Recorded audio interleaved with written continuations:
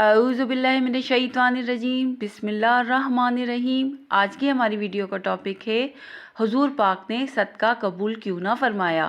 حضرت بریدہ رضی اللہ تعالیٰ عنہ فرماتے ہیں کہ حضور پاک صلی اللہ علیہ وسلم جب مدینہ منورہ تشریف لائے تو حضرت سلیمان فارسی رضی اللہ تعالیٰ عنہ ایک دسترخوان لے کر حاضر ہوئے جس میں تازہ کھجوریں تھیں۔ انہوں نے یہ کھجوریں حضور پاک صلی اللہ علیہ وسلم کی خدمت میں پیش کی۔ حضور صلی اللہ علیہ وسلم نے فرمایا، سلیمان یہ کیا ہے؟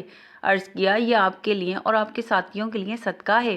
آپ صلی اللہ علیہ وسلم نے ارشاد فرمایا، اس کو اٹھا لیں، اس لیے کہ ہم صدقہ نہیں کھاتے، یعنی میں اور میرے وزیر اقارب جن کو زکوٰۃ کا مال جائز نہیں ہے۔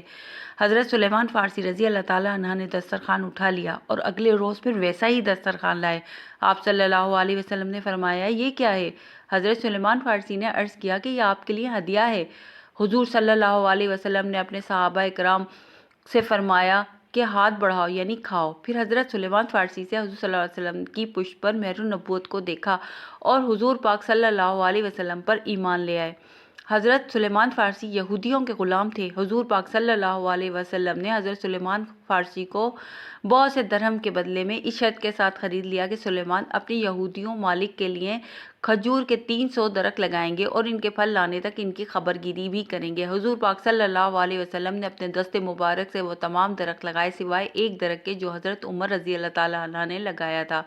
چنانچہ وہ تمام درخت اسی سال پھل لائے سوائے ایک درخت کے۔ حضور پاک صلی اللہ علیہ وسلم نے اس درخت کے متعلق پوچھا کہ اس درخت نے پھل کیوں نہیں دیا؟ حضرت عمر رضی اللہ تعالیٰ عنہ نے عرض کیا کہ اس کو میں نے لگایا تھا۔ حضور پاک صلی اللہ علیہ وسلم نے اس کو اکھاڑ کر دوبارہ اپنے دست مبارک سے لگایا تو وہ بھی اسی سال پھل لے آیا۔ میرا چینل